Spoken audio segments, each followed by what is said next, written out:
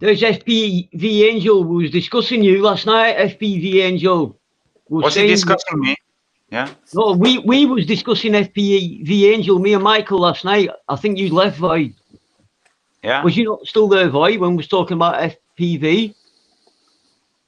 I think I was, because I remember saying that as many times as I have watched this channel and trying to understand it, I still don't have no, I have a clue, but Yeah. I don't have the faintest sketch of a model inside of my head. I Yeah, could not reproduce anything that he says. I could reproduce the picture that he made, like, of the sun nodes, and I see the sun nodes, if that's what he's calling it. But yeah. yeah, I remember that saying that it's just too much to take in, but he knows it. They know it. Oh, He's they not know like, it. They're on. Yeah, definitely. I Hey, love watching, but I'm the same myself. I find it hard to see the overall big picture of what they're describing. yeah. hey, Voy, I But when you, explained you in Dutch, no? Yeah, but still, it's not a translation problem. It's not. yeah, It's not like. It's not like, my English, when I speak it, it's not so well, but I can understand almost anything in English. Mensch, I didn't no, Voy, understand. your English is amazing, mate. Voy, Well, your English is amazing. Your English is better than some English people I know. yeah, And I'm that's not true. exaggerating. I'm not trying to be funny there. I'm being totally honest. Yeah. I'm being totally honest. Well, I see that too. Thank you for the compliment. Yeah, sometimes I see English people or American people writing English. I'm like, wow, dudes, you missed out on school or anything. But that's besides the topic. Yeah. Crunchy Bee in the house. Hi, Crunchy Bee. Hi, And Crunchy yeah, Bee. FPV Angel says it's a lot to explain. Yeah, man, it is. And It is, FP. everybody here appreciates the effort. And Yeah, I'll second that. yeah.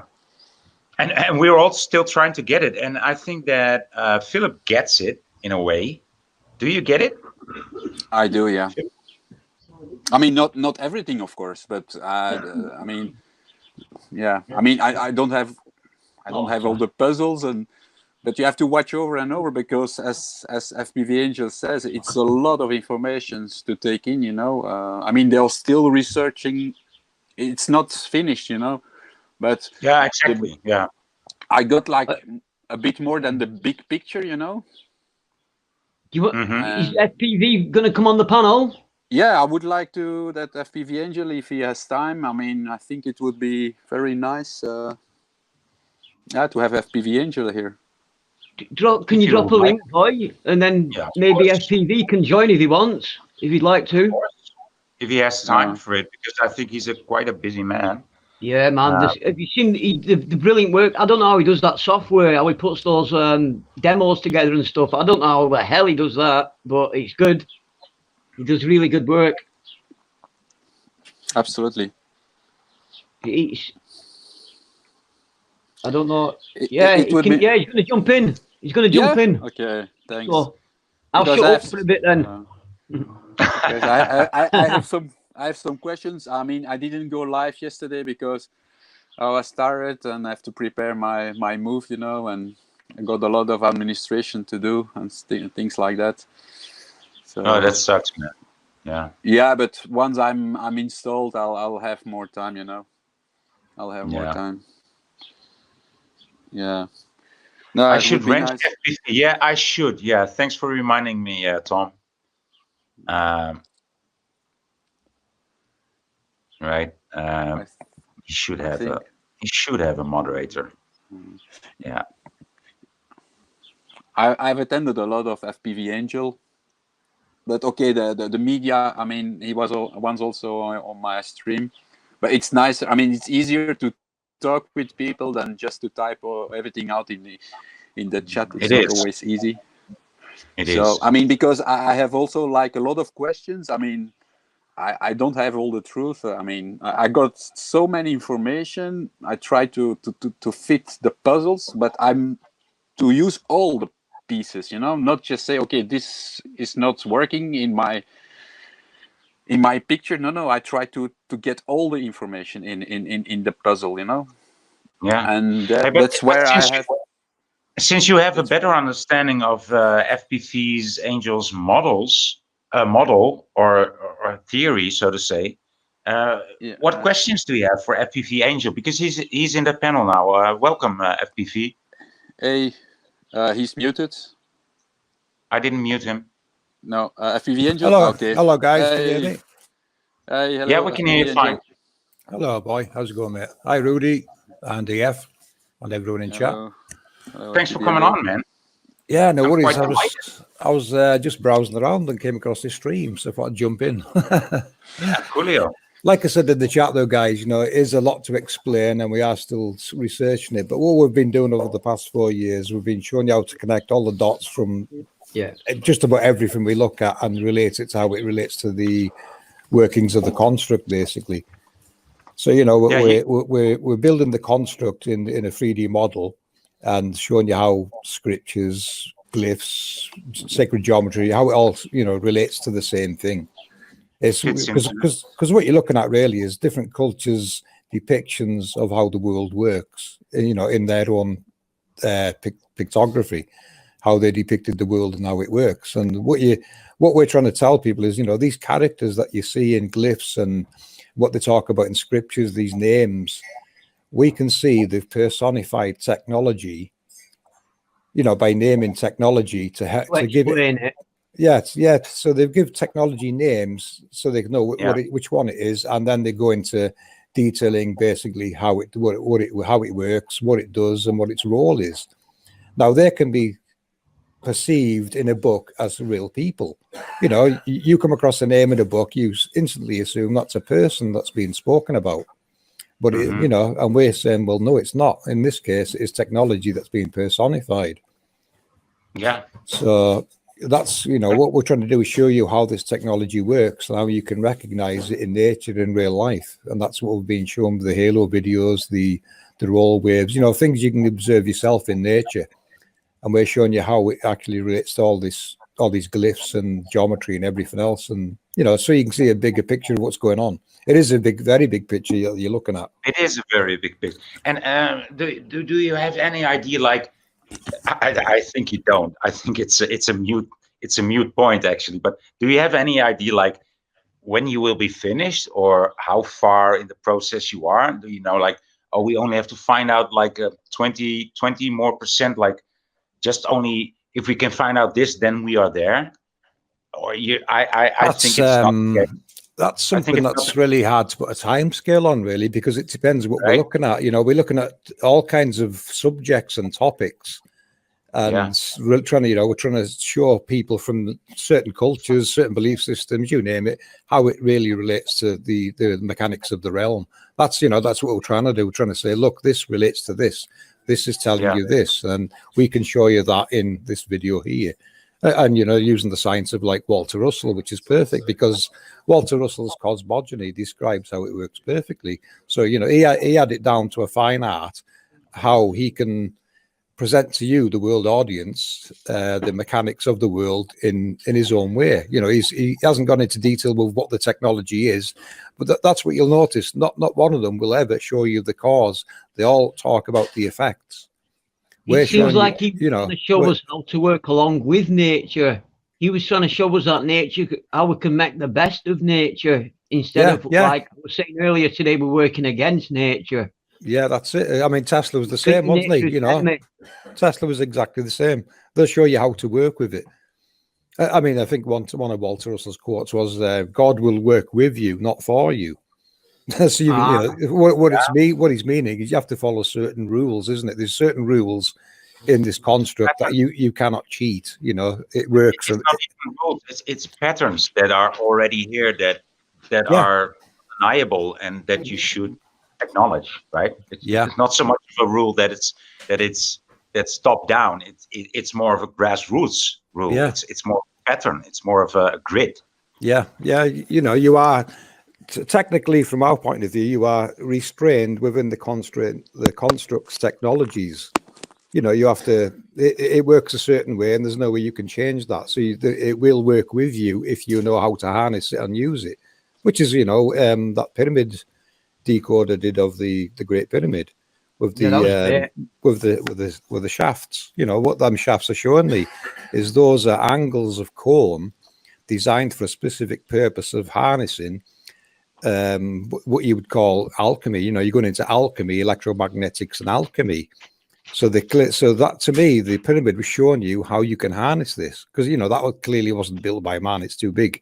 Someone of scale built this structure, and they've been harnessing from the electromagnetic realm that we live in. And I referenced that with that science book that they put out for a while.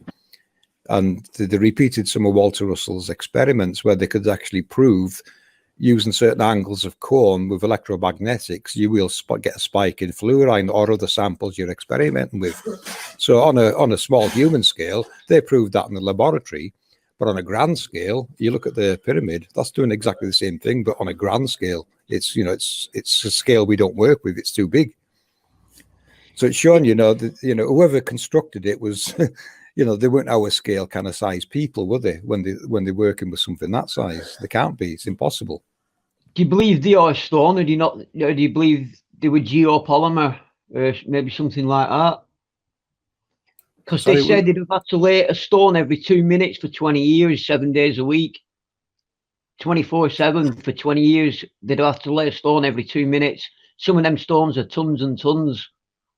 Yeah, so well, that's what we're saying. Yeah, we think giants or titans had to be involved in the construction of that. There's no way man could do it. We can't even do something like that today, can we?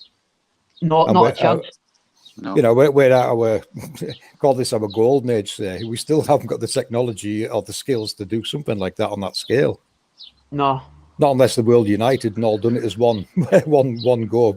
Everyone involved in it, but that's never going to happen, is it? Yeah, we wouldn't know. We wouldn't do it now because we don't know why they did it. You're understanding it and that, but I'm on about the mass world. They don't understand what it was and what we could have. Yeah. Well, that's the $1 million question. Yeah, that's the $1 million question, is it? What is its purpose? And that's what we're explaining. The purpose is to harvest from electrical processes, and alchemy is what it's designed to do. And what Brian Foster shows you in his videos when he's down in the tomb of Osiris, was it, where they had that black oily substance that was dripping down rocks.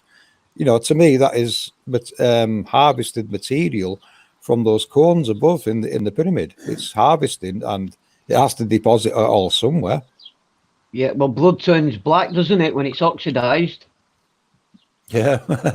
I'm not saying it's blood. Whatever it is some chemical compound that comes from the Walter Russell chart of elements. All those elements on Walter Russell's chart can be produced by a man in a laboratory if you start following that science. You have to understand the science, and that's what we were trying to show with the pyramids. Whoever built it clearly understood the science of harvesting from nature on this technology. Do you believe cathedrals and churches and other buildings also serve the same function or purpose? No, I think they're more of like a location marker for something special below.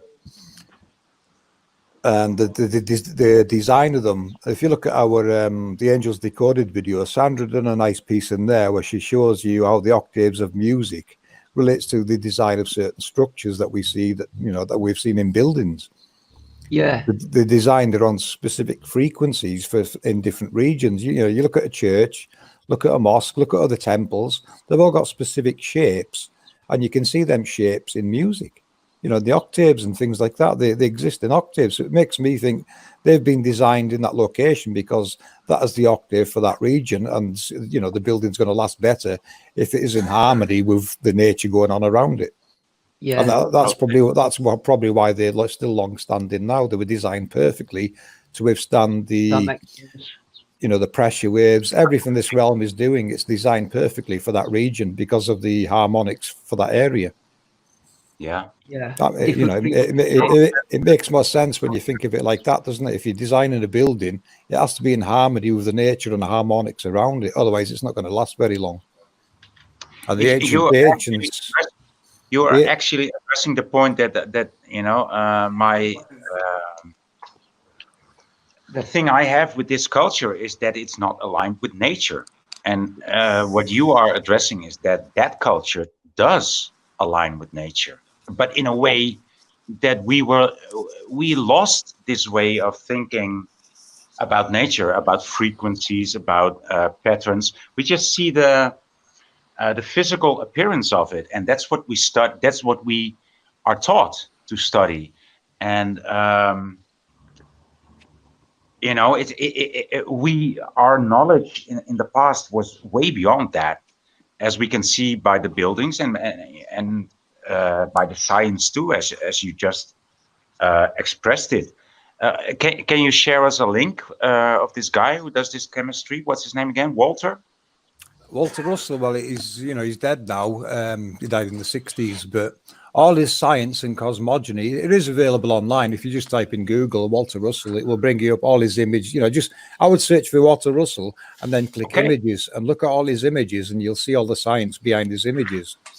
And what we've been doing, is applying his science to the realm, because we can see it comes from the realm, and he admits this himself, and so does Nikola Tesla. A lot of these famous people tell you they decoded the Bible, and it's what's guiding them, because they now understand what Scripture's really telling them. It's all about the frequencies and the nature, how nature really works. And these people clearly understood it and harnessed it. And like you said, Void, the ancients knew this very, very well. They were more advanced than we ever will be, from what I can see. They understood it, they harnessed it, they lived it. This was their life. There was no religions then. Everyone around the world knew how this works, and they just depicted it everywhere. I can now look. I can look at any. Might have been called understanding nature, right? Yeah. It wasn't a religion. I think religions were born defending the truth of what they knew. And of course, from region to region, you're gonna have different views and different names for the same technologies and processes. You'll find that they're all talking about the same thing. That's what we realised. They're all interpretations of the same. Yeah. Scenario. I might call one thing one name, and someone 100 miles will have a different name for it, but they're still referencing the same thing. So when you look at the best person for showing you that is Santos Bonacci. I've spoke with Santos a few times. I understand where he's coming from. He's the master class in putting all that kind of information together. And, that's where I would recommend what Santos is and how he connects all these different religions. They're all talking about the same story. They're all talking about the same thing. And this is how it was easy for them to hide how it works.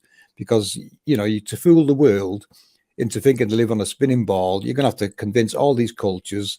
They're all, they've all got their own separate gods and this, that, and the other. But they haven't. They're all the same thing. And like I said, in scriptures, you put a name in writing and a story, people humans do it. It's a human trait. We look at a book and we bring that name to life as a character. We try and work out who this character is, what they do. You're trying to build a profile of a character in your mind. And then that's where we're at today. You've got a profile of a character in your mind, but it's not really relating to a real person. It's relating to a technological process, is what we're trying to tell you. I think it's also a way of remembering. It's also a way to remember things as well, like a mnemonic to remember things. Like if you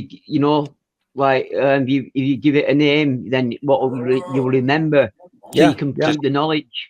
Yeah. So the oral and it's not just with names either, is it? It's not just names. You can look at the cross. That is there as a reminder to you of how this realm works. Believe it or not, it represents the compression across the equator and the expansion north and south. That's your cross shape. I decoded that in I think it was our Let There Be Light video, and I showed you from crosses from different regions in the world and how it relates to this compression and expansion cycle, which is what Walter Russell's cosmogony is based upon.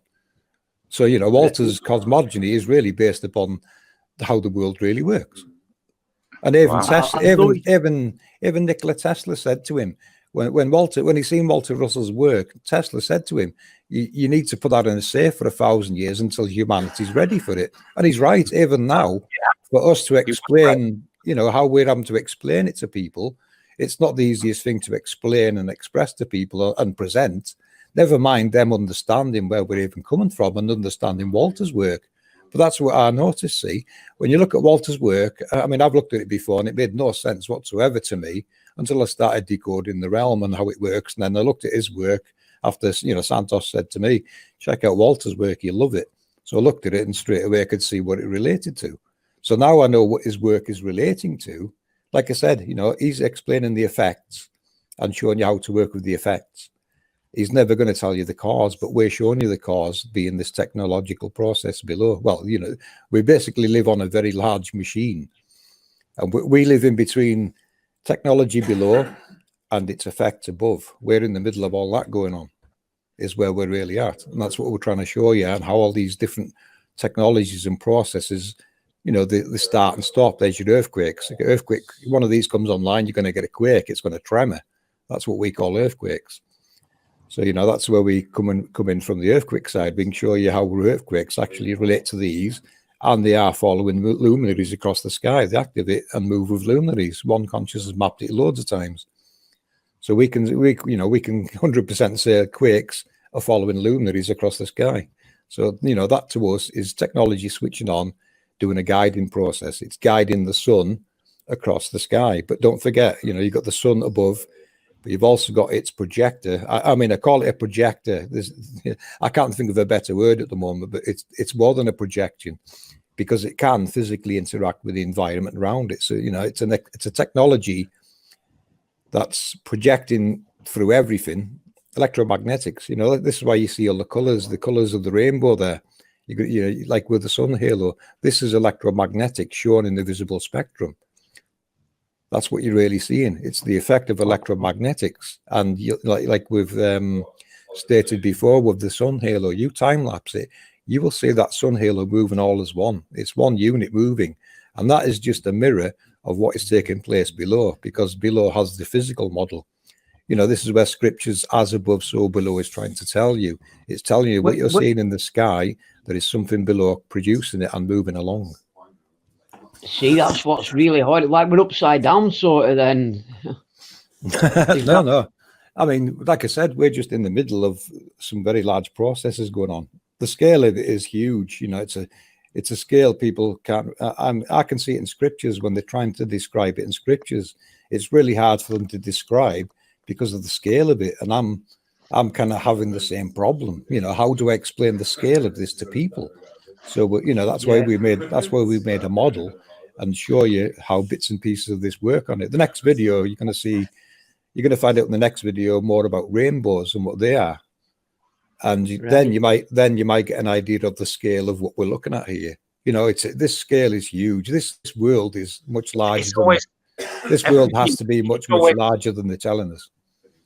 It's always like hard or near impossible to explain something out of the box from inside of the box. I mean, right? Yeah. That's the hardest thing to do. So you have to address the edges of the box, first, and then how do you say? Then you should seduce people to see outside this rib of the box, outside this edge of the box, something that's attached to it, you know, and you can only make these little steps, these tiny little steps to get out of the box. I mean, I think that's your biggest problem. Not a problem, but that's your biggest challenge. Yeah, it's the scale of it, you know, depicting the scale to people. But you'll get like I said, with these rainbows. That's what I run into, because I see that you do diligent research, and not you alone. Everybody that's around you in this group. I mean, the research and the effort is clearly visible, but still, you know, you leave a lot of intelligent people just clueless when you provide so many clues. Yeah, but it's true. It's the problem. That's the problem, Savoy. You know, people come to our research with preconceived ideas of how they think it works, or how other maps and models have told them it works, and you know that creates a problem for us, because we've now got to show them how it works on our map and then show them the model. So, you know, maps and models, I always tell people, don't get too wrapped up in maps, because, you know, every map and model needs proving.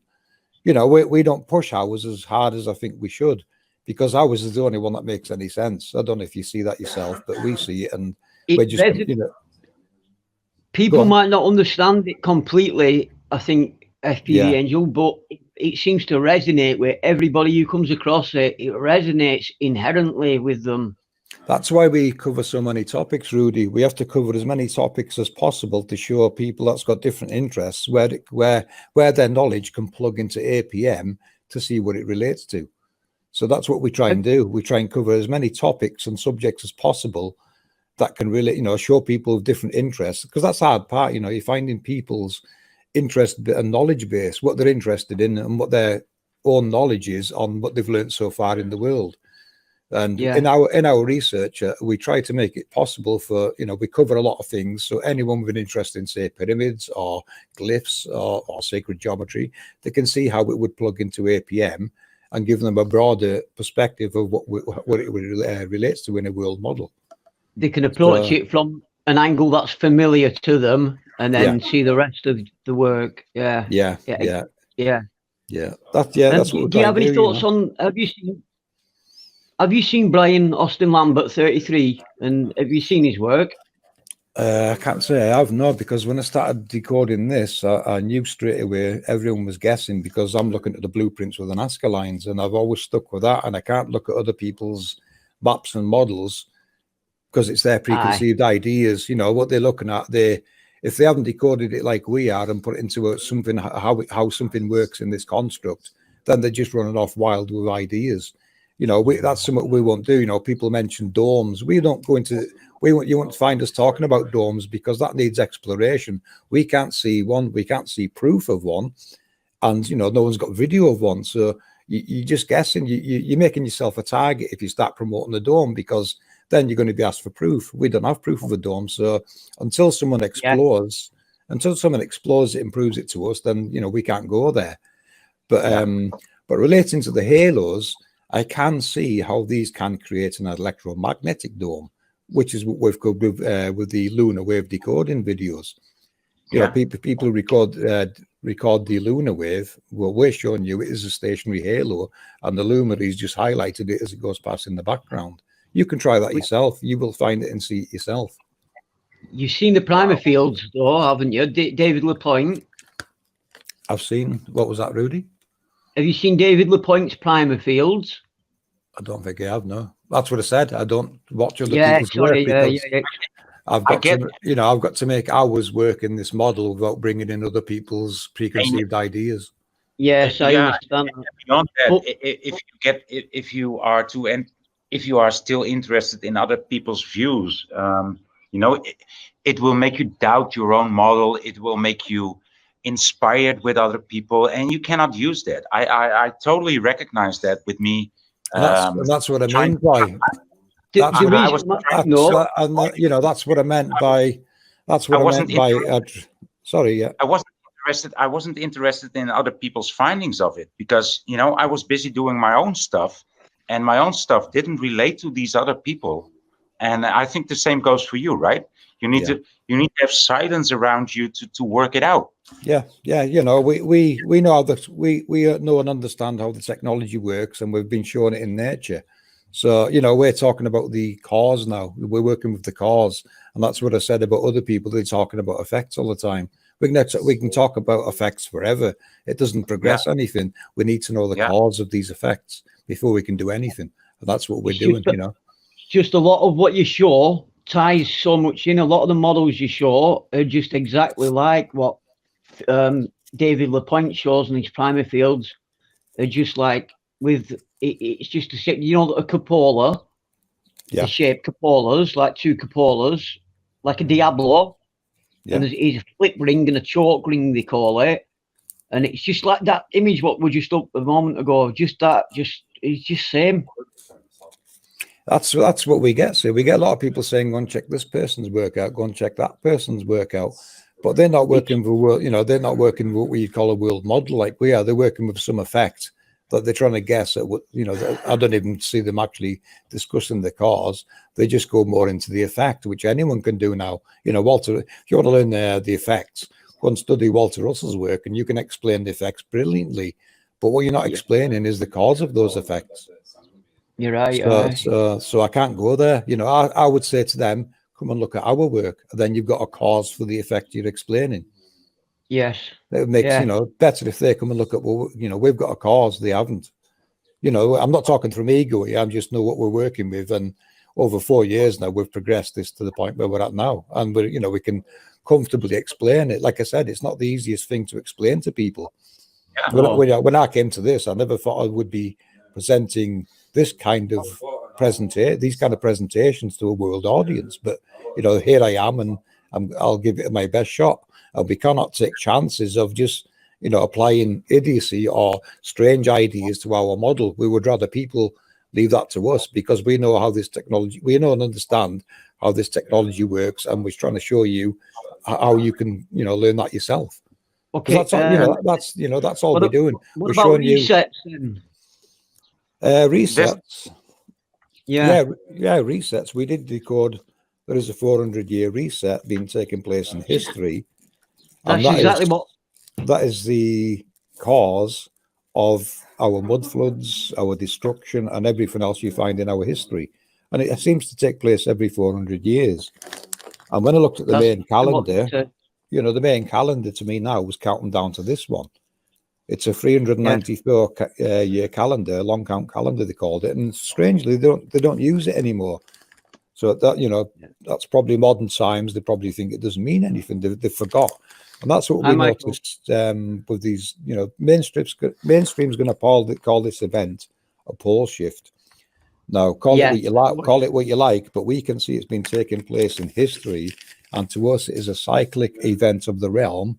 That scriptures is clearly, and not just scriptures, but, you know, prophecies, they're clearly warning you this event will take place again, and prepare for it. And that's where we're at now. It's counted down to this point now where we can see it's already started. This pole shift event that they're going to call it, it's already started and taken place.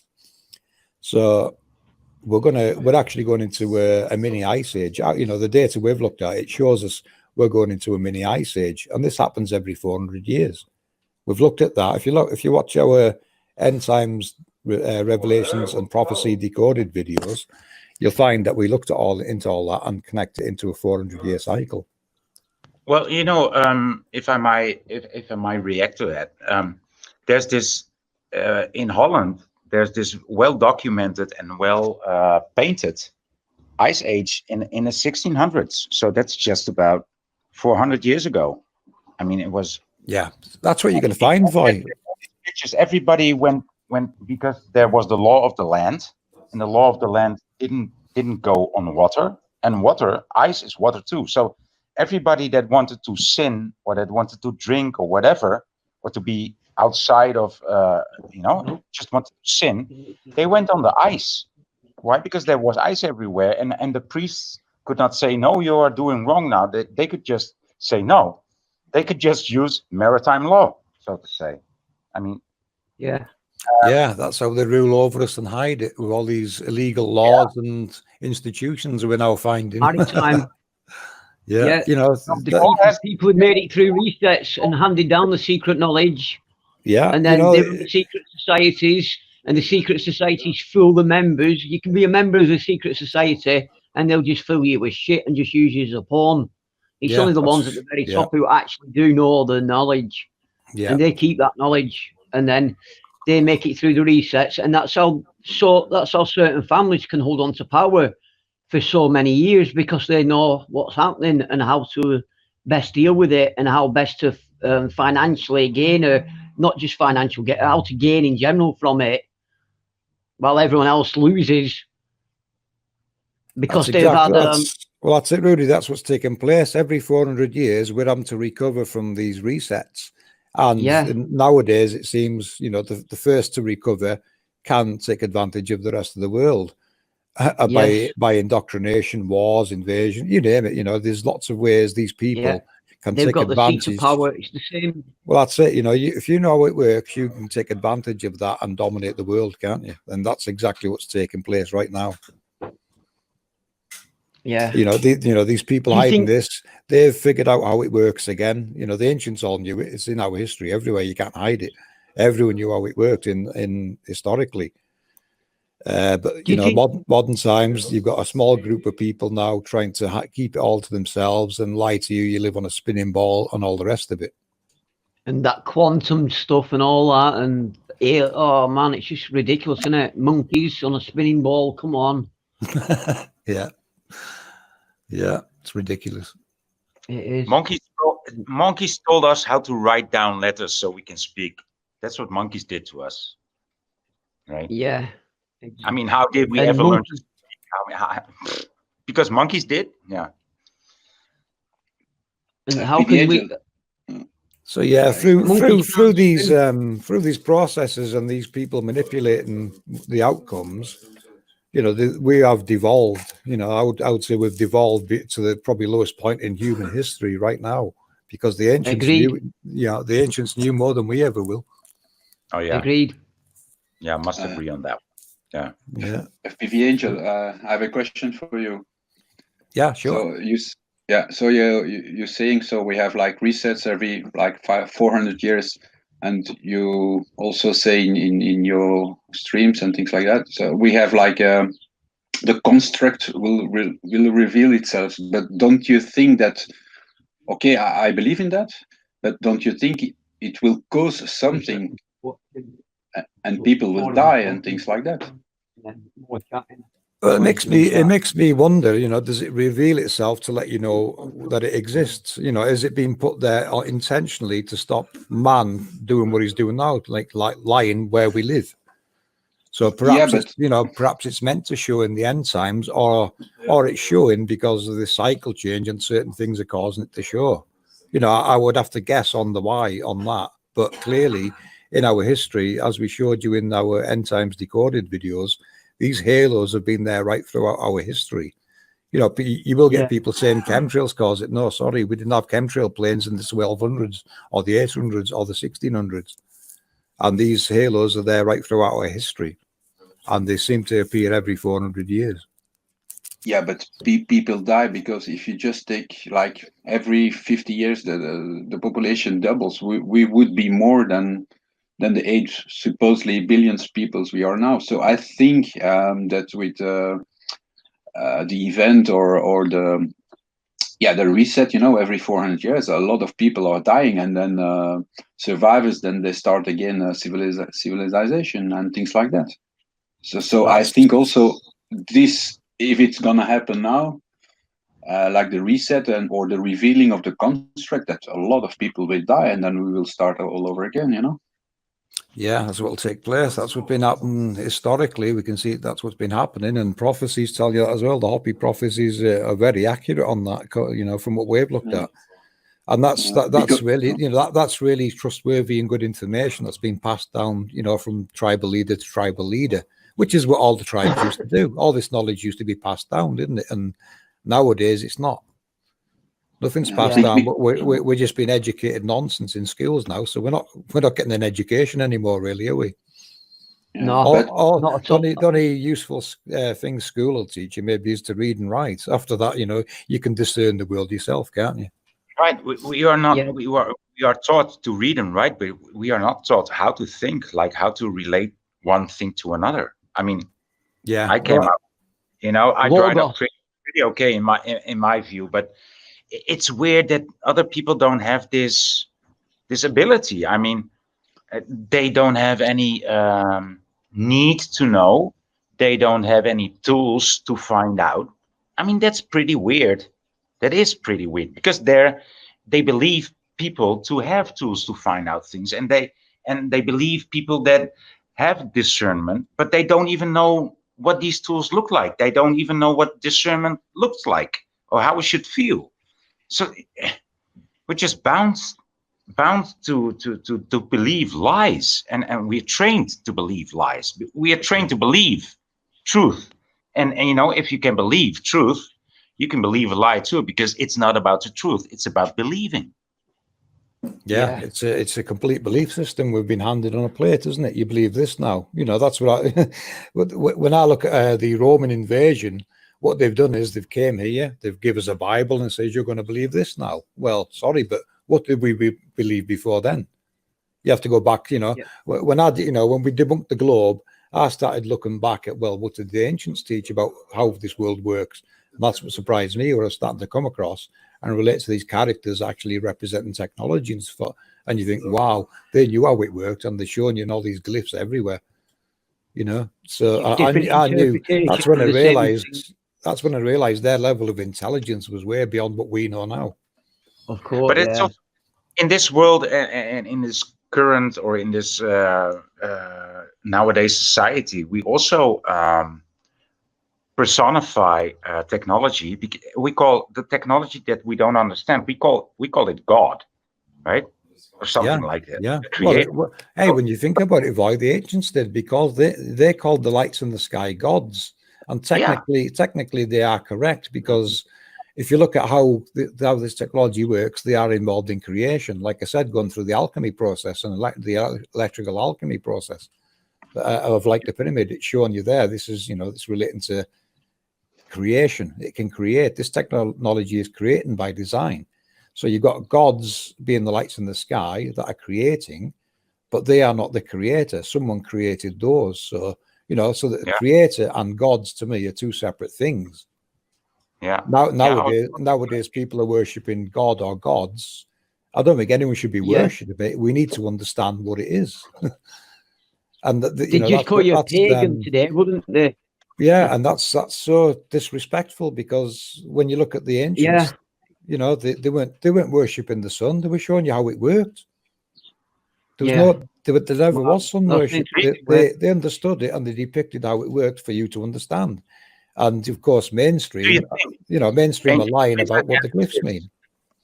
Please, do you think that we humans, with our mortal minds, with our mortal human minds, that we are able to understand this creator thing? Oh, very good question, boy. I've asked myself that before. How much information can the human brain handle and store? Because you'll find with this information we're putting out, it can melt brains. I've seen it happen to a few people around me when we've been presenting this information to people. I've seen people, it's just too much for them to cope with. They understand it, they agree with it, but it scares them, and they've admitted that to me. They says, it's too much, I can't handle it, and I've got to stay away from it. So, they've gone as far as they're dead, is what it's telling me. I'll go all the way. I want to know how this works. That's what I came here for. How does this work if it's not a spinning ball? And only technology can answer those questions. You mad yet, right? Has it? I mean, it only got you wiser. Yeah, made me very wise, and made me able to, better discernment, really, because don't take anything at face value. It needs proven. It needs related to something. You can see how it works. So, I remember being at school. Go on. Sorry. I remember being at school, though, when I was young, and like wondering why we were here and what we're doing here. And then they'd be teaching us, like telling us about something. And I used to think, why are they telling us about this? Why do we need to know about this? Shouldn't the most important thing be what we're doing here and where are we, what are we, how are we? And I couldn't get that thought out of my head, so I couldn't concentrate on the school work. You know what I mean? Because I thought, how can they bother about this when we don't know what we're doing here even? So why should we even look at this for? Rudy, imagine how far your mind and your mental state would have developed if you were given the opportunity to discuss this, to discuss these things in your class at that age, right? Yeah, and when you're young enough to break the concrete into your brain. And maybe even get to some models or theories or answers, so to say.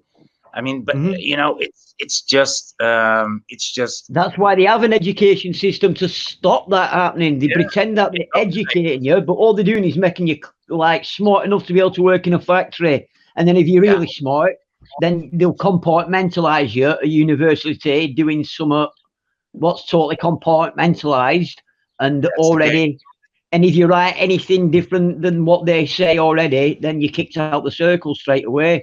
Like Fomenko, when he showed the timelines were out of whack, like he went from being like a superstar brainiac to being like classed as a nutter overnight. Just same thing happened to Newton. Newton was also discovering inconsistencies in time and in history and in the Bible, and he proved it to be right.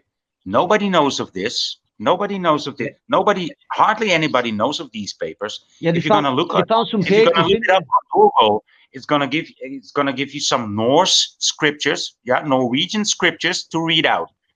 Like that's the only thing left of Newton about timelines, about history being wrong.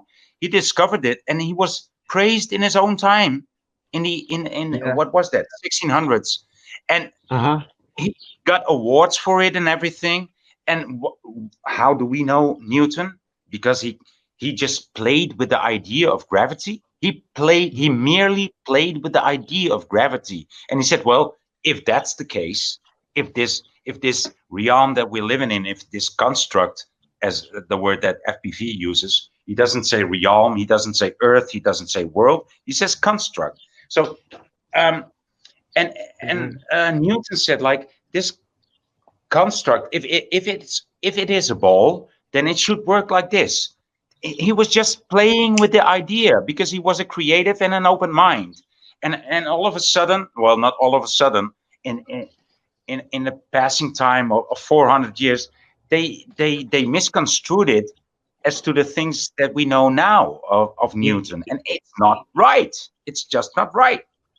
Yeah, it's certain parts of it, and yeah, they give us a false interpretation of what he was actually telling us, and just cherry picked the bits they wanted. Exactly. And exactly. To run a narrative.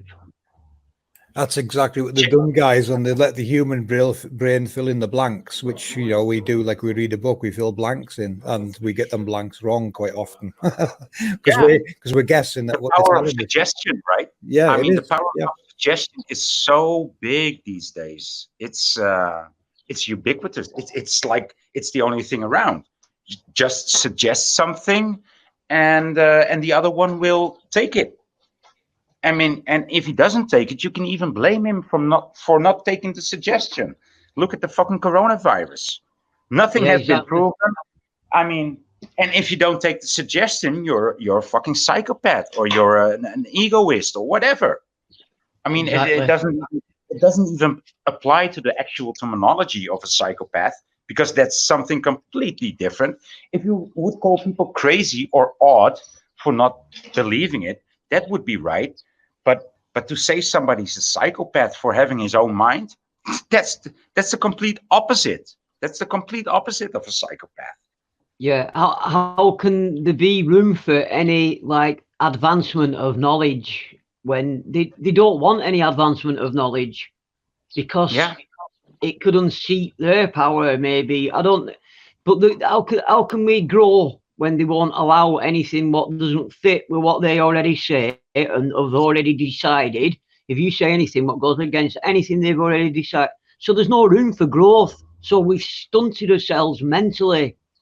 So, and then they lie to us and tell us that they're educating us at school. Like I said, they just wanted us to work in the factories, just to join their armies. But now they don't even need that because they've got the robots and their AI. You know?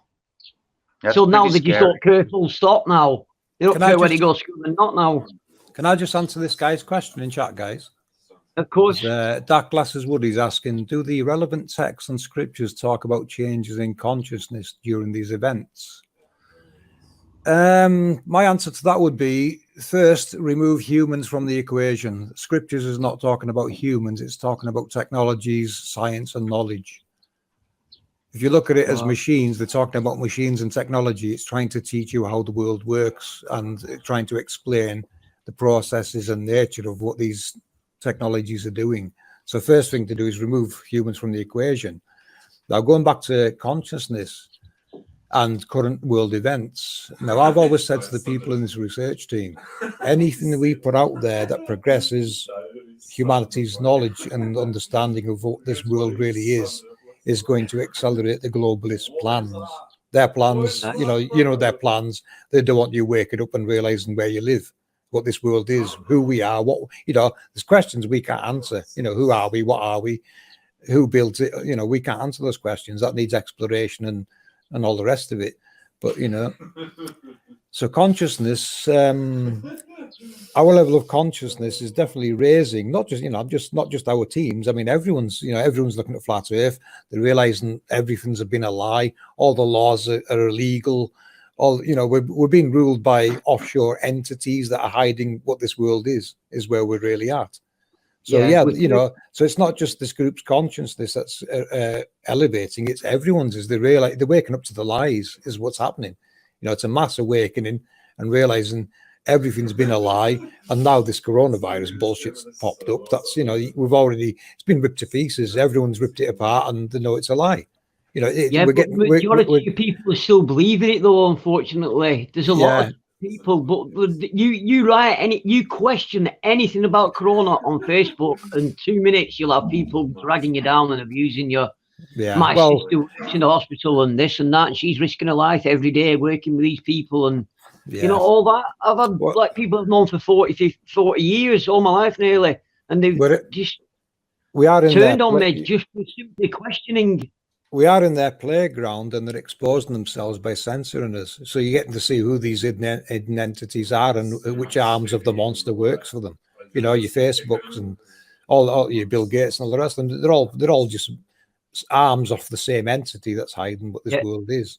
They're involved in it. They're fingers on the same hand. Yeah, the fingers on the same hand. Because what I say now, all roads lead to hiding this construct.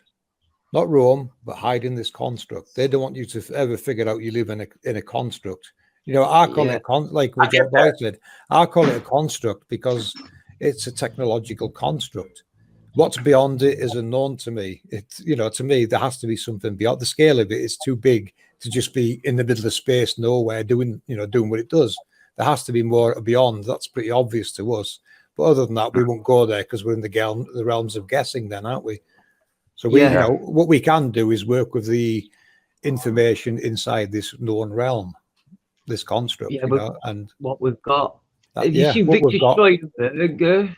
Is it Victor Schreidenberg? Am I pronouncing that right? The guy did the water things. I've seen that. Yeah. Schopenberger.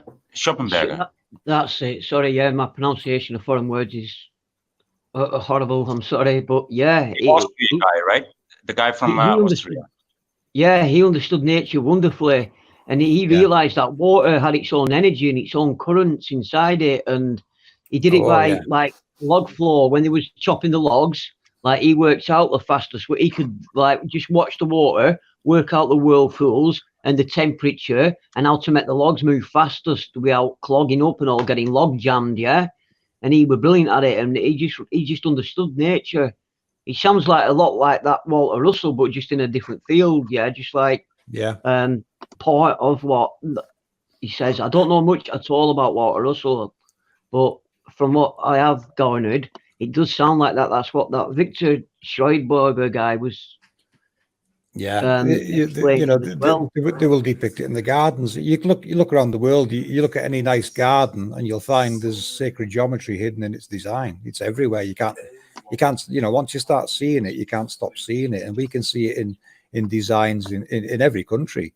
You know, they depict it everywhere, the designs of the geometry of the realm. So, the globalists, they've hijacked this sacred geometry of the realm, and they use it like it's their own. But it's not theirs. It belongs to the realm. It's the same as the Star of David. That Star of David's nothing to do with a country. It relates to the mechanics of the realm. What you're looking at there is two cones that makes a star. Right. The star being like the sun. You know, it's showing you the projection technology's cones is what that image is doing. It's two and yet cones. People give us other different interpretations of it to lead us down the wrong rabbit hole to stop us from ever figuring it out. Yeah, you know, they've hijacked all this sacred geometry and they use it like it's their own, but it's not theirs. It belongs to the realm. It belongs to the workings of the realm. That's where it comes from. And you can see everywhere in every culture's history. They depicted it everywhere. You know, I only have to look at a spiral, and I know the culture that put that spiral there understood how this world worked. They know what the spiral represents. It's a spiral in pressure waves of electromagnetism, which comes from a halo. Is what they're depicting. Does light not travel in spirals? I'm seeing that a lot. A lot of people are saying that light actually travels in a spiral. It copies fluid dynamics. Like when you urinate, your urine stream like spirals, and that's supposedly from what I've can go out like how sunlight works. It comes down in a spiral, but it takes 1 day for the spiral to spiral, for it to circulate. Yeah, well, Walter Russell does state, he's the world's best scientist as far as I can see, Walter Russell, by far. And he does state all motion is spiral. Now, he didn't say why it's spiral or where it's coming from. But now halos, what we're looking at is the halos are what's creating the spiral. we've used that animation a few times where I've shown a halo and a spiral coming from it. Spiraling pressure waves. Now, they're very special. We call it wind. If you can feel the wind, that spiraling pressure wave of electromagnetism has just gone right across you. It goes through everything. The wind is a lot more special than they're telling you. It's electrically charging. The sea was just like the air, like how the air acts and how the sea acts with different currents, and the air and the sea are the same thing. The air is just a different sort of water. Yeah, they're just reacting to the pressure waves of this technology is what's taking place. The crop structure. This is what's causing your tides. They're just reactions to pressure waves with electromagnetism. Wow. How come some seas have a tide and some don't? That depends on where the technology is then. If it's not affecting somewhere, then there's nothing nearby that's going to affect it. Or it's in like it could actually be in a neutral zone between two others. You'll have one affect one side, one another, and not a lot happening in the center. It could be, one of those locations. Like a dead area, like being in an area where you can't get a signal for your phone. Yeah. Imagine two spirals, count rotating spirals. What's below them is going to be affected. What's in the center of them will probably get equalized by both opposing pressures to become like a null zone, wouldn't it? It would neutralize itself. Two opposing forces meeting each other is going to neutralize themselves. So you're going to get what you could call a dead zone in between them. Yeah, it could be related to that. But like I said, to me, it still depends on what's below these areas and where they are. Yeah. No, saying the frequency bending a stream of water is amazing. Have you seen that vlog, everyone, where a guy set up a drum kit and he's beating a bass drum, and as he's beating it, the water's flowing down and it's making the water bend as he hits the drum, and he set a mic and a camera up, and he hits the drum as the water's coming down. As it's coming, he hits the drum, the water moves. Just the frequency. That's it. Well, it's showing you there's a hidden pressure wave there, isn't it? We that pressure wave is what we call wind. Its real name, it's a gravitational wave, is what it is, and it's Jason would explain this part better, but Jason decoded what gravity is, and it relates to the downward force from these halos. They do push out a force, an electrical force that we call it wind. That is a pressure wave. That is a force. Yeah. It must be. It's a spiraling force, and you can see it with roll clouds and things like that. We've showed roll clouds in our videos. That's clouds that's reacting. They've been captured in this pressure wave, and you'll see them rotating in a vortex. And now it can be stationary, or it could be moving out slowly, depending on the speed of the wave. It makes sense, doesn't it, when you realize that it's an electromagnetic. It's a spiraling pressure wave of energy that's got clouds and moisture. It's hard. What it's done is the moisture in the air. It's kind of being stuck in a vortex off these halos. That's what you see. These are what generate clouds. You can you watch clouds. You can see them being generated in the same place over and over in the sky. Now ask yourself what possibly makes a cloud. I don't know what mainstream's answer is for that. But I can see clearly is these halos vaporizing the atmosphere around them, and that's what's producing cloud. And of course, we see the spiraling pressure wave coming out from it, and you can follow these roll clouds going across the sky. Yeah, for miles sometimes, and that's not just. That's what I'm saying. Our research, it looks at things like that, and we can give it a better scientific answer on the cause of what creates wind, clouds, lightning. Pretty much in most of nature. All this technology is what's creating what we call nature. The nature of this realm is to divide and multiply. As you go into Walter Russell's work now, the division and multiplication of the sex pairs, the positives and negatives, is what Walter Russell is trying to teach you. And it's this exact same thing. It's dividing and multiplying all the time. we're no exception. We're living beings that can divide and multiply. Your parents, they had kids, they were divided. Right? Yeah, your parents. That's how I started out in my mother's womb, right? Yeah, like divide, so that's division and multiplication right there, isn't it? Yeah. This is how this world works. It's designed to work like this. It's a creating construct. It creates. Could our world be one of them neurons what's showing now? Like our world's one of those neurons inside a brain of a huge something, another creature. Could we just be the neuron? No, you're asking me to define what humans are. I know. Well, maybe not another entity. I'm not saying it's another human.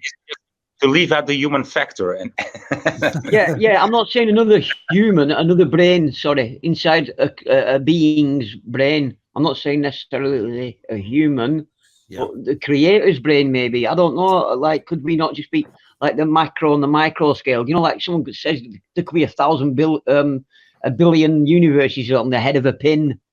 Yeah. Hard to say. How minute can we go and look? But yeah, it applies right throughout nature, doesn't it? That division and multiplication, it's always going to be there, so you can't hide that either. So, the best way for me to word it is this realm is a creating realm. This construct constantly creating, destroying, and doing what it does. And scriptures are just information. Scriptures to me is the user's handbook of the realm, how it works, what to look out for, like these destructive cycles, and how to live in harmony with the nature of this realm. That's what scriptures is telling me. Yeah, this is your world. This is how it works. Be aware of its destructive processes. It's not a warning. It's just general information. This is how it works. This is your world. This is how it works. And here's some things to be very aware of that you need to know. So maybe that model, FPV, can I ask, do you think that genetics have to do something, like Genesis, does that tell us some patterns about genetics? Do you think so? Or, This is how, I never researched it, but I just got this idea, it's just pure rhyme, because Genesis, it sounds like just like genetics. I would and call it's it. The beginning, and it's the base. So what's your view on that? I would call it the Genesis machine, because it's creating. Let's see, what can we go into with Genesis? Well, if you look at our End Times Decoded videos, what you're going to see that we decoded from that Book of Miracles, this realm can make genetic change to any being, not just humans, animals. It can genetically change you.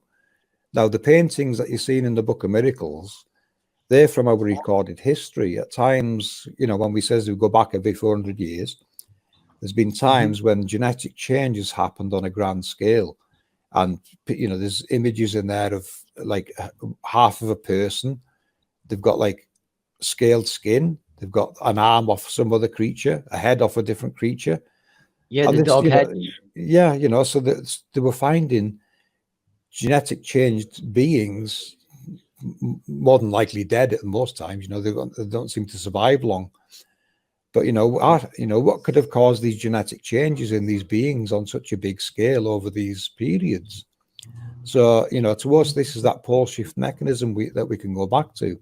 And this pole shift event is also mentioned in Hopi prophecy. If you watch our first End Times Decoded videos, I do read out from some of the Hopi prophecy of the changes that they have passed on from generation to generation. So they're telling you the truth from a previous event. And we can see this is going to take place with this event. So we're going to see genetic change. Not in everyone, because, the Hopi prophecy, it says in there, it affects some people, not others. Why? I have no idea. That could be down to diet, standing in the wrong place at the wrong time. It could be a number of reasons. I don't have the answer to that. But what we can say is, yes, genetic change can happen. And we've already seen it happening in the world today. We know it's already taken place. And they're going to try and hide this. The genetic change already taking place now. You can just go on Google snake with two heads or child with 4 arms and 4 legs. You're going to find it in Google. These are genetic changes this construct can actually make. Like mutations in the genes. Yes. So what it's telling you, isn't it, is what this realm, this construct, plays a very big part in the genetic makeup of every being in it. Yeah.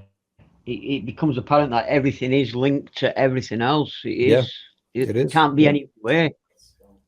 Yeah, it's, you know, it all connects to one event, really. That, you know, that's the destructive event Scriptures talks about. You know, the floods. The floods isn't a one-off process. It can happen every 400 years. And I showed recently in one of our videos a few years ago. I was looking into those receding oceans. You remember the receding oceans? Yeah. I looked into those a few years ago, and I was connecting it then to the mechanism. It took me a while to, you know, to get it to where it's at now, so I can explain it better.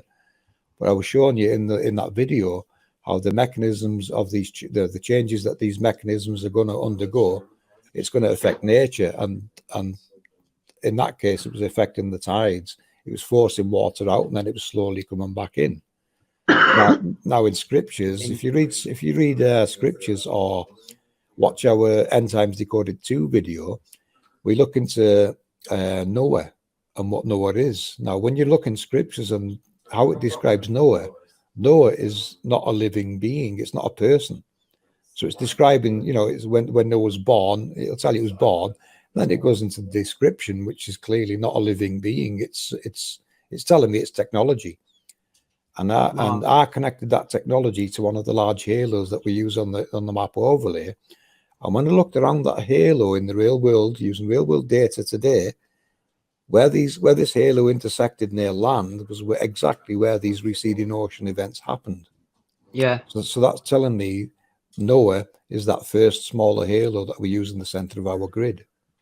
Wow. Now, they've all probably got names. So I've only found that one. I would say, you know, I'm 90% sure that is Noah, looking at how it's described and how it's affecting oceans, because it was designed to stop floods. That's what it's telling you in scriptures. When Noah was born, it was designed to stop floods. That's what it's telling you. And, you know, you can go and watch our video. We have it on the screen, the text, so you can read the text yourself. And it was designed to stop flooding. Now, that receding ocean going out, it didn't rush back in like you would expect a tsunami to do.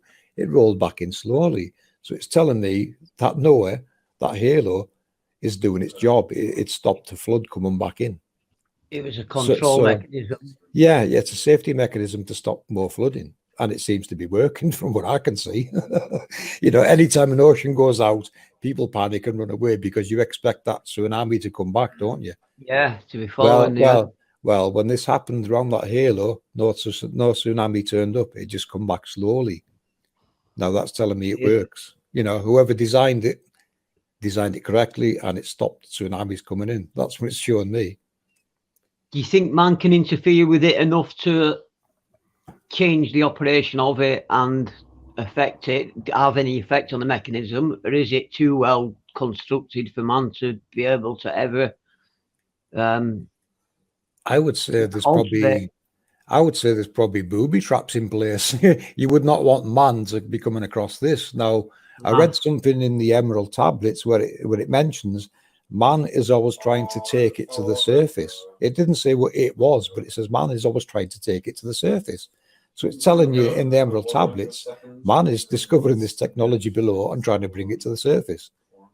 Right. Like, doesn't that make sense? A bit more sense now what it's talking about. Yeah, it sounds like you know, bring it. You know, it says in there, bring it to the surface, but it didn't say what it was. But to me, the it is technology, and man bringing the technology to the surface is exactly what's taking place now. The reverse engineering this construct and utilizing its technology with CERN and things like that. Well, we haven't actually seen any real photos of CERN being built. We looked into CERN, and CERN uses Shiva. You've seen Shiva standing outside CERN. You know, I decoded Shiva in one of our videos. The cosmic dancer.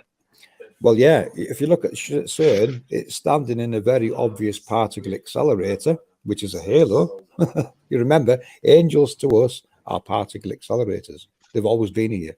This is what our research is showing you. So they're trying to build an angel. Or they've stolen an original one and labelled it as their own. Because if you want to steal the construct, all you have to do is pretend you built it and paint it up and label it as your own, don't you? Well, apparently CERN, yeah, like they used to do, like they stole a German tank during war, they painted up in their colours, and then vice versa, yeah. But they're saying it was built on the Temple of Apollo as well, also CERN, and they said they're building a new one at the moment. What I think 2030, it's due to open 2040, and it's 99, I think, miles long. It's 4 times the size and 10 times the power. And guess what? It's probably already there right now, and they're just telling you. And they're just discovering it. Yeah. Wow. They know what they're down there mapping all this. Your money is not being spent on space cartoons. It's been spent on stealing what is below and making sure you never find out. Yeah, what I can't understand is everyone goes on about Antarctica. They say there's like 70 odd countries signed this treaty, but the CERN, there's 120 odd countries all agreed and take part in CERN. How come they can all agree on that and get on fine and famously and find all the funding and never struggle with that, yet the rest of the world can just go to hell in a handcart? It's so 120 odd countries are finding it that important that we can all get along swimmingly and they're all in cahoots and everything's groovy. Do you get what I mean? They can agree on that, but they can't agree on nothing else. Yeah, 100%, Rudy. This is them stealing it, and everything's fine, and we'll carry on making war, even though we can't prove the first one does anything. But they're lying to you what it's doing. It's easy for man to steal this technology, paint it a different color, remove glyphs off it that are irrelevant, and say that all they have to do is plug some monitoring equipment in to see what it's doing, and to you it's going to look like they're running it, doesn't it? That's what you're really looking at. They're plugging into this and monitoring it. They're hacking into it is what they're doing. They're monitoring it and trying to work out how it works. And they're 100 years ahead of me. I think maybe a couple 100 years ahead of where I'm at, because to me, you've not got their technology though, have you? You've not got their resources. Yeah, but I can see they decoded the Nazca lines themselves in the 1800s, and it's what led them to all these discoveries where we're at today. I've decoded the same Nazca lines and the way they did. I can see what it all relates to, and I can see what they've been doing. So, an Nazca line's part of the machine, or are they like a manual for the machine? It's like class them as a technological blueprint of what's below us is what they are. Like the schematics for it's like a big schematic of structures and rooms and things below us, and they represent them with like birds and dogs and other creatures. These animals are decoded the animals to be related to frequencies. So you have a bird flying, it's going to be a high frequency. A bird will stand on the ground, it's going to be like a medium frequency. Fish or other creatures below ground kind of type of creatures, you're looking at low frequencies. So that's what I can decode from just looking at the animals that they used. So you're relating to frequencies, and then you're going back to Walter Russell's work, aren't you, with the octaves and the harmonics again. So I think Walter Russell probably understood it. Even Walter Russell says if you can understand music, you can understand how the world works. Doesn't that make sense if you relate it to octaves and frequencies? Yeah, definitely. That's why I think churches were for something else at one point. I think like the organs and things like that. I think they were for like healing cymatics. It weren't me who come up with this. It were the first person I seen come up with this with Flat Earth British sub Lee Mowat. And I've seen since that, what's he called? Joseph. Oh, he's massive. Joseph. Can't remember his name, but he's an expert in everything. And next thing I know, he was talking about it like he'd always known about it. And saying how Simon, the church windows, the shape of them, the circular windows and all that. Well, they're like, the cymatics in different churches had different beneficial values to them. Like some made the crops around grow better. Some were for healing the sick. Some were for healing like broken bone. Each one had a different function. Yeah, I think you're right there, Rudy, because to me it would make sense that a church would be somewhere you go to actually get healing, because it is already resonant with the surroundings that it's in. You know, it's been built for that purpose, and it's very, you know, it's resonant to them frequencies it's surrounded by. Yeah, and So, we've got yeah, the it's truth of me. that stolen from us, or hidden from us, and then repurposed it and just told us to like read one Bible and make it all about how to behave and as a means of control. Yeah, you Hijacked know, it. what they've done is misrepresented everything to hide what it relates to, haven't they? Yeah, they've definitely done that. They've definitely misinterpreted. Everything in this world, top to bottom, has been misrepresented and lied about to hide what it relates to or how it works. So yeah, you know, Wow. if you know, to me, temples, places like that, they are blueprints. The blueprints of the realm. They're probably location markers for technology below that, like I say, a church or a mosque or any of these structures. They would go where you go to, you know, get back into rest. If you're feeling ill, maybe you go in there, stand there for half an hour, and you might feel better. Yeah. You know, it's nothing about worshipping gods or anything. You know, it's probably a very nice place to be because it's in resonance with what's going on around it. Nothing more than that. Because You of know, where it is. yeah, Because of where it is and the shape of it, and it fits in, and so it's the harmonics of it. Well, the better word, or that is the right word. The harmonics and the frequency of that area, and the shape and the materials of the building, and the geometry that you see all around is beneficial. They are built to stand the test of time as well, aren't they? You see some very old buildings, and you think, "Wow, look at that, still standing now." Only because it's been designed correctly for the environment, hasn't it? Yeah, to make it through the resets. Yeah. I mean, you know, you get earthquakes, you can't avoid those. They are going to destroy buildings regardless of their design. But it seems the ones around, like the pyramids and that, it hasn't done much damage around there, has it? No, because the way they're built, the way the pyramids are built, the way they're locked together, they're so much more technical. One thing I do know is they're far more technical than people can understand. The way they're built inside, the inside, not just the outer stones. They're like all the stones are interlocked together a certain way, like the most complicated puzzle ever, like the shape of it. So it can't fall, it can't go anywhere. It's all leaning against itself. It's just perfection. It is, yeah, perfect design to handle the pressure waves of electromagnetism, and not just handle them, but harness them. It's a harnessing station.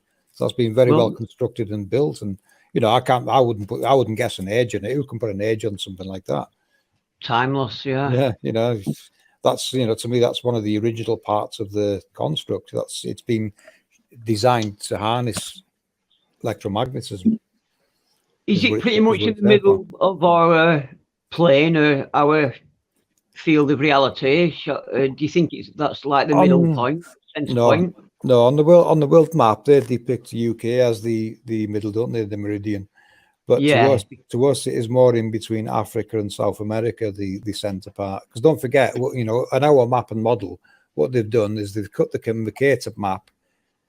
And where they've cut it, they've called those the international date lines. They've wrapped that around the ball, so them two lines now meet. Yeah. So that's how you hide the world map and fake a globe. So you know, you open that back out from that date line, you end up with the map we're using right now.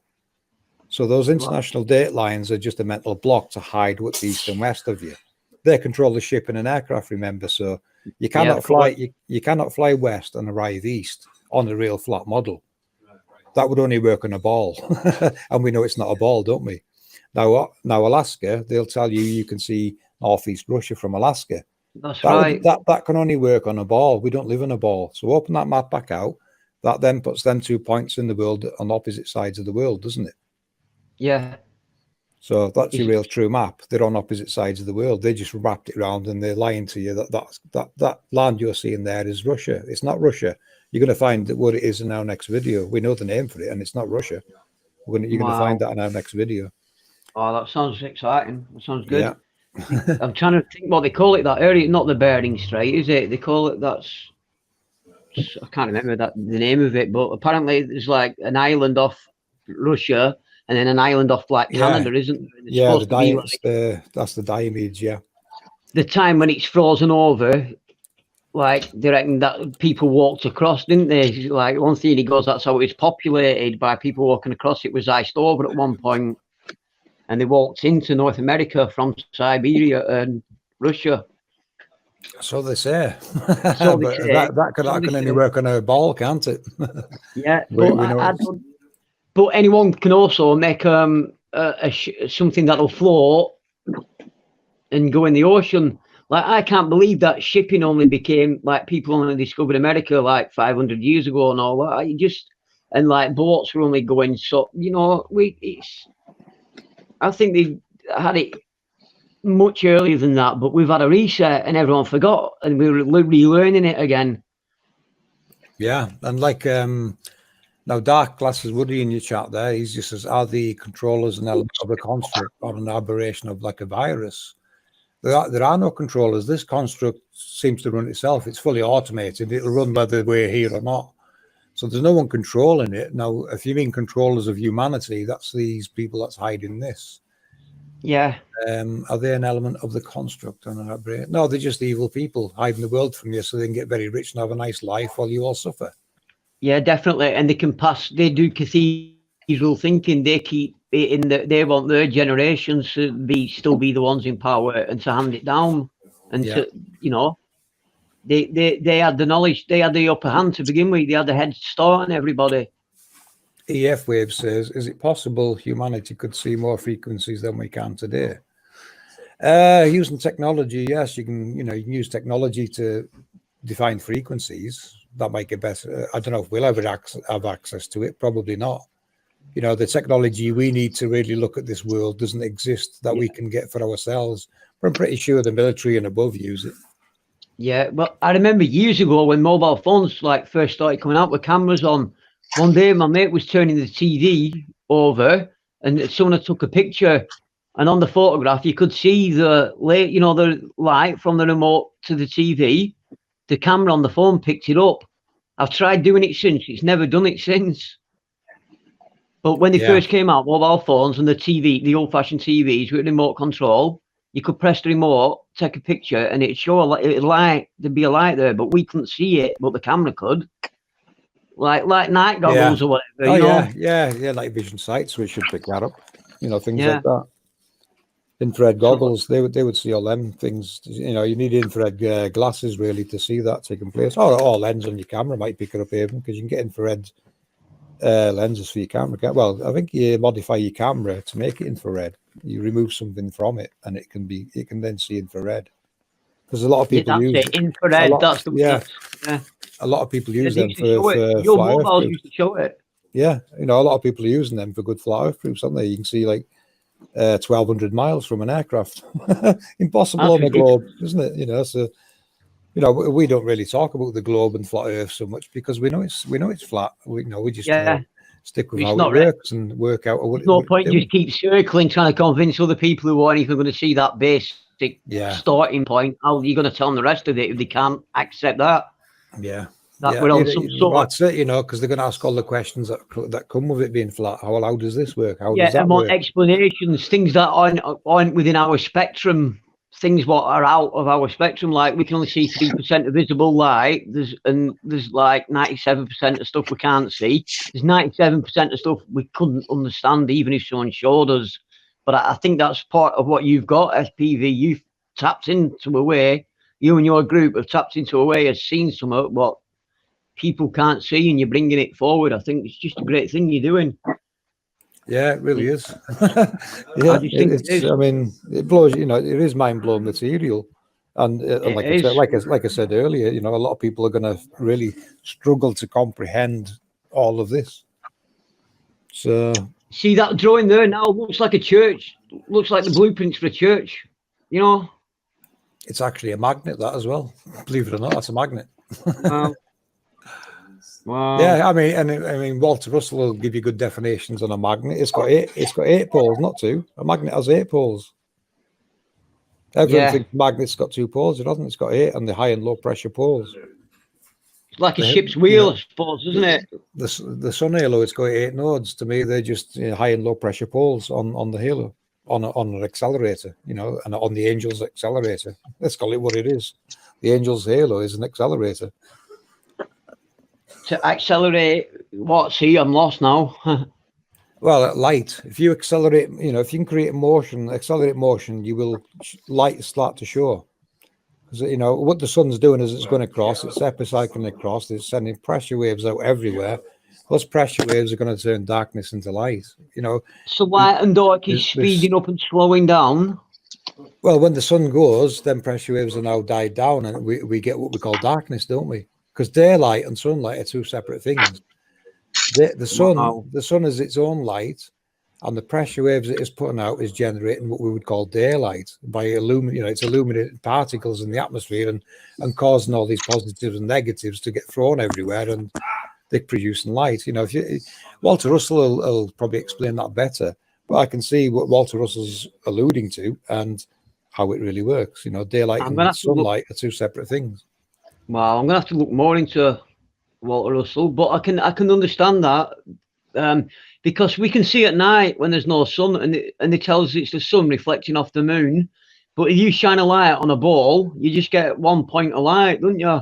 You don't get an even spread of light what reflects back at you. The moon's like the sun. It's its own entity, and it's got its own light. It's got its own entity moving below. Yeah, what you're seeing above is just something below moving along.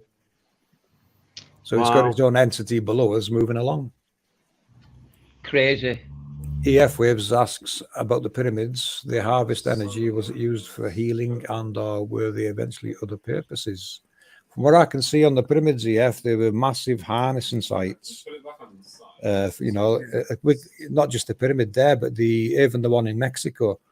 If you look at the one in Mexico, it wasn't that long ago they discovered amounts of mercury below the pyramid. Now, where can that have come from? It's the pyramid. The pyramid is generating it. It's designed to generate. It's producing to collect it. A collection point. It's pulling it. It's siphoning it. Yeah, it's designed to pull it out. Basically, pull it out of thin air. You're looking at your elements to matter conversion here. It's elements to matter conversion. And if you get the angles of your cones right, you can produce the right elements. So you can produce gold. Scriptures even tells you there's mountains of gold, silver, copper, tin, etc., etc. Ask yourself, where did they come from? It's this technology that's creating it. They can create golds. The Walter Russell table of elements is all created by this realm. This construct is creating it. And he even tells you in there, if mankind can harness this technology, they can basically grow their own gold. Yeah, which you make it worthless. Which is easy. Well, that happened not long ago. Someone dumped 6 tons of gold on the market and crashed the market. Where do you get 6 tons of gold from? Well, it's easy if you're making your own, isn't it? God almighty, 6 tons of gold, yeah. Wow. That's what they're doing now with the money, innit? Printing more money. They're just making it valueless. Yeah, I mean, we're down to plastic money now, aren't we? It was paper, now plastic. And then it's going to be electric. Coins are now iron, so they're going to be rusty, and you won't know what they are in the future. Yeah. Hey, anyway, I've kind of took over Voice Channel. No, you're right. It's fascinating. we asked you to join. I think, right, say now, boy. Yeah, right. But it's it's okay. But it's going to get noisy in my house anyway. Now the kids are here, so it's going to get noisy. Okay. Right. Hey, but it was I mean, I can hear the background noise picking up on it, but gee, man, you explained a lot. I think I got to understand a bit more about your model and everything, and that's great because I've tried to understand it for a little while and or for quite a while. And I actually understand more of it now. Yeah, that's what I was trying to tell you in chat. Boy, it is hard to explain, or if people haven't watched all the videos, I've got that bigger picture. It's probably best having a conversation, which is why that's why I repeat a lot of my live streams. We show a lot of the older videos because there is lots of information there. The more you watch them, the more you're going to see new things that you didn't notice before. And the bonus is you can ask questions in chat. We always ask people to ask us questions if they're not sure. So that's the best way. So it was a good chance to get on here and have a chat with you and meet you as well, boy. Because I've never spoke to you before, have I? So it's nice to no, we meet you guys. Yeah, so it's nice to meet you guys on a panel and put across who I am a little bit and where we're coming from. I'm not here to waste my time or anyone else's. I'm here to find out how this world works, and from what I can see, our team's doing the best job of it. Everybody in chat is reacting like this is the best stream ever, and and it's partly because of you, I think. Yeah, maybe. I love that you chimed into to my channel and explained to us like your findings, and it helps us. Yeah, it gives me the chance to come in and explain it, because I can see a lot of people in streams talk about it, but they can't grasp the big picture. To get it all, you have to be working with it. We've worked with it for years now, and we can explain it. It is hard to explain. I had to learn new words I didn't know before. I wasn't prepared for finding this what I'm finding, and having to explain it to people. But I'm going to give it my best shot. So here I am. Keep on keeping on, because each time we're learning a little bit more, and it's becoming a little clearer. It's like if you didn't understand maths and someone said to you one day maths and showed you maths, you're not the next day going to be able to understand like calculus, are you? Within a day. Yeah, exactly. Yeah. And I don't need maths to show this. People ask me. Yeah, I was just using that as an example, or you know what I mean? It's like I'm going to say to you, you don't need any level of intelligence whatsoever to understand this, because there's no intelligence you're going to be taught at school that can teach you this. So your best, my advice is throw everything away you think you knew, start looking at it with APM eyes, and you will see, you'll start to see this construct. Your mind will show you this construct. The hard part for me, or my team really, is explaining it on more, and making animations that can demonstrate it. That's the hard part for us. Yeah, that's understandable. Yeah.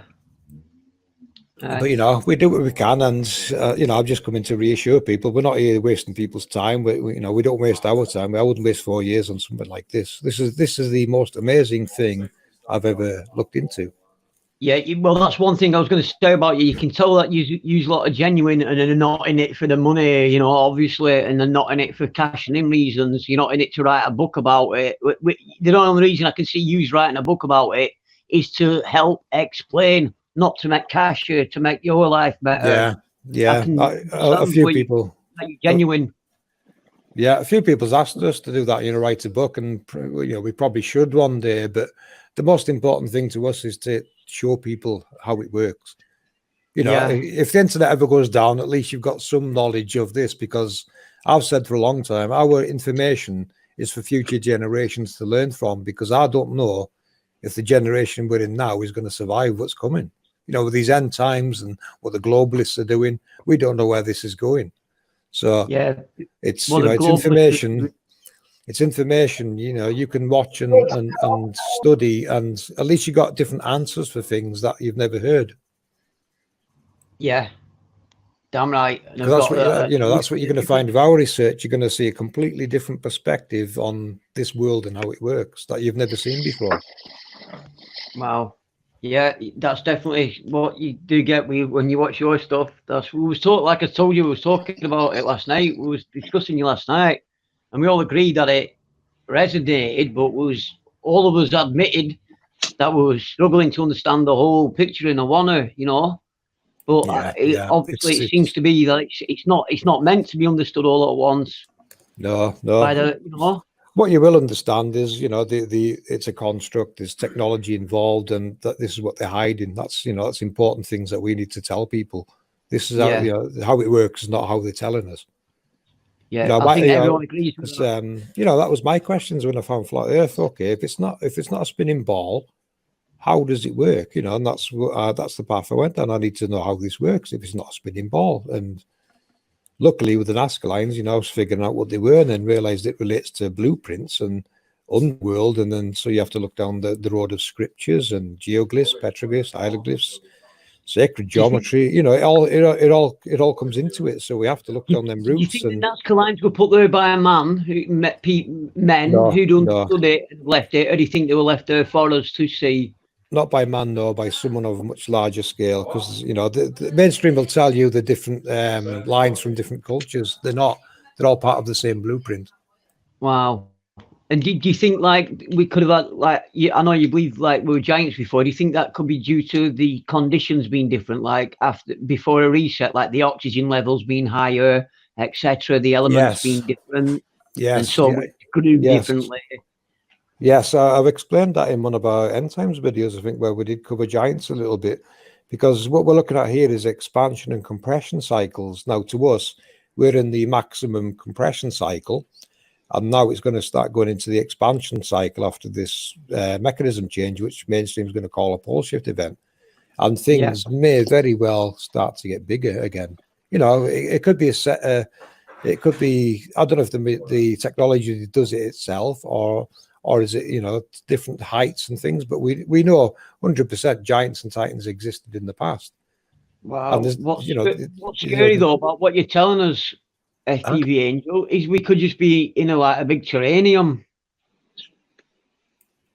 Yeah, you know, what is it? You know, we can only, that's what we're trying to do, show on the world model, in our model, how it works and what's taking place and what's below certain areas. But it's so big and vast, you know, you can't fit them all in and cover them all. And you're looking at technologies that are similar, but doing different roles, or they've got a different flow direction, or they're on different frequencies. You know, some project luminaries, some don't. So there's a lot to work out of what's going on. But what we can see and show you is that, you know, the luminaries, their movements across the sky, how it can relate to technology below it, pushing it along. And what you're going to see in the next one is an important part of it, where rainbows fit into this. You're going to see that in the next video. When do you think that's going to be coming out? I never put a date on it because that then makes us rush it. Right. Okay, yeah. But that's going to be interesting. Can you also? I'm not asking you to spill the beans, but would there also be an explanation for the red rainbow that we can see every now and then or once in a while? Have you heard about it? Red rainbow? No, I've never heard of that. Red rainbow. Well, I haven't heard of it. I saw a video of it. It was a UK video. I don't have the link available right now, but it was a thing, I think, a few days ago or maybe a week ago. It was a UK video about a pink. Oh, yeah. I know the one you mean now. Yeah. Yeah. Online. Yeah. That's you're going to see that in the next side, and it was dark on the outside. Yeah. You're going to see that in the next video, decoded that. Yeah, okay. I know the one you mean now. Yeah. I'll decode that next video for you to look at, and you'll decode that too. Just. But yeah, as soon as I seen that video, I knew what it was. But the next video, I'll go into a bit more detail about it and do an animation so you can see what's taking place. That'll help, won't it? Awesome, and we have something to look forward to. Great. Yeah, some good stuff coming up in the next video. Yeah, that'd be great. But anyway, I better jump off because it is getting noisy here in the background. People making food and all kinds now. Yeah. Hey, nice to meet you guys anyway, and I'll definitely pop back another time if you want another chat. Oh yeah, brilliant. We enjoyed you. The hard part for me is because it's usually noisy in the background, so I don't get a lot of free time to come and chat. I don't have back noise here. Good sign of that. There's life around you, so that's a good sign, man. Yeah. Right. Okay, guys. We'll catch up with you next time, and see you all. Thank you very much for being here and explaining this construct to us, man. Just a little bit more than you already did. Thank you very much for being here, and I'm looking forward to the next time you chime in. Bye-bye. I'll be back, mate. See you next time. Okay. Take care, Angel. Thank you. Bye, everyone. Thank you, man. Okay, thank you. Wow. That was fascinating. That was fascinating. That was that's understating it. And I'm gonna have to play some music because this is just it's been so much, guys. It's been so much. Yeah.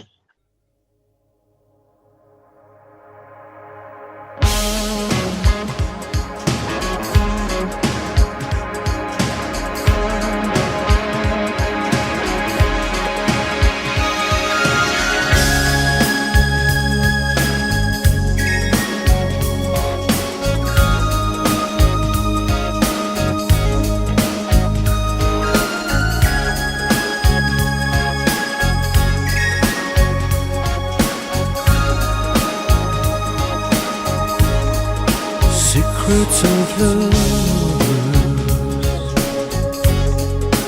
whispered tonight, broken down angel got lost in the cold night. City screamer, I live for your eyes. Someone to lay to the night. Your music talks to me, it's me tonight. One kind of woman, I hear you say, so let it be love, let it be love, oh yeah.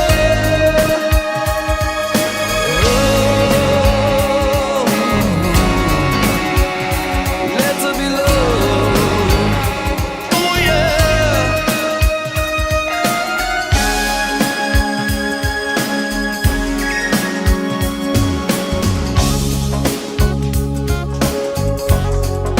It heals and it hurts.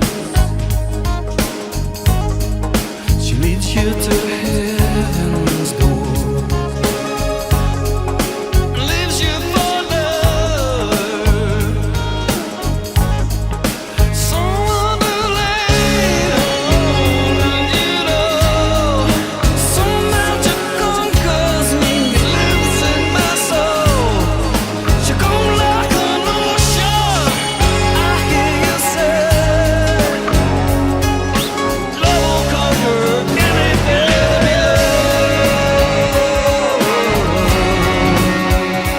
Let it be love, oh yeah.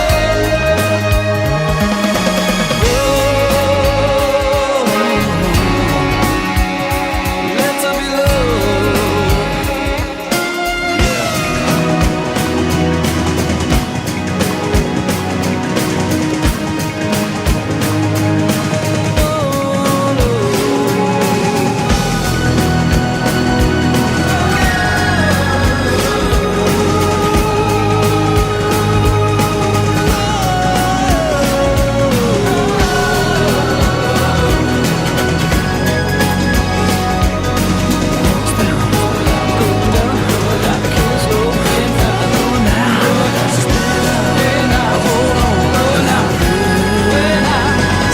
it be Like the best one I've ever got, FPV. This is for you, buddy. oh yeah.